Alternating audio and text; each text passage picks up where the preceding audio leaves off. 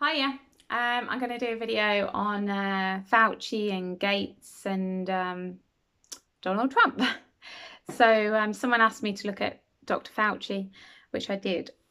And I was looking at Fauci and Bill Gates, and what I noticed is that they are both of the same belief structure, which consists of satanic rituals. I've seen them both that wearing the robes and actually creating sexual energy together. That wasn't nice to see, but I did see that, and the sexual energy rose up between them, and the sexual energy looked like a serpent. It rose up and went into the walls of the matrix of the machine, and then went back down up their spine, and they seemed to create together because of the same belief structure, and it connects them more to their what they believe their God, but their God is AI, and so these people, they have very little heart consciousness, and they instead of heart consciousness, they have AI instead. When I looked at Donald Trump, now he's not a Satanist. There might be other things, but he's definitely not a Satanist. He doesn't go along the same belief structure as Bill Gates or Dr. Fauci. And when I was looking at Donald Trump's light body in the Matrix, I noticed that he had AI over his head. Now this AI was very threatening. It was very like it was guns pointing at his light body. And when I followed the AI and who put it there, it was traumatized parts of many consciousness, included Fauci and Gates. So they're basically planning what it appeared to be was planning for his execution, basically for his assassination. So I had to go into the walls of the Matrix and retrieve the traumatized consciousness of Gates and Fauci and others. There was many, it's not just two, there was lots, and start clearing that up, and so they wouldn't have as much power, and remove the AI above Donald Trump's head.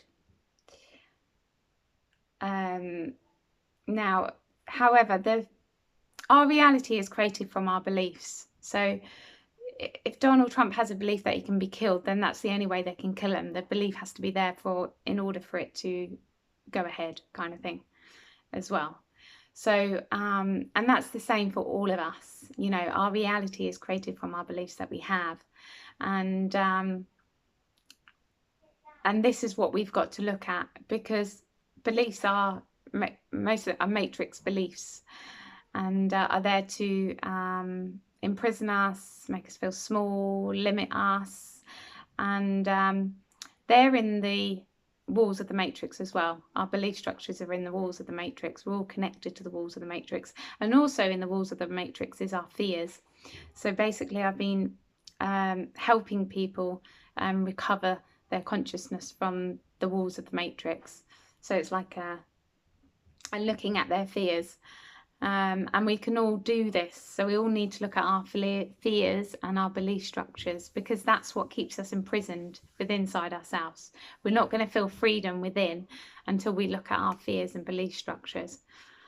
And what I've noticed is that the ones that have the belief structures and the real dense trauma that they don't put into programs, they put it in the walls of the matrix. The reason they put it in the walls of the matrix is because the consciousness becomes a conductor of electricity when it gets to a certain level. So it actually runs the matrix. We need to retrieve that back. So they can't run the matrix on consciousness that is healthy and light and beautiful. It doesn't have the same effect. It doesn't pass electricity through. But when it's really dense and traumatized and imprisoned, then it's a conductor of electricity.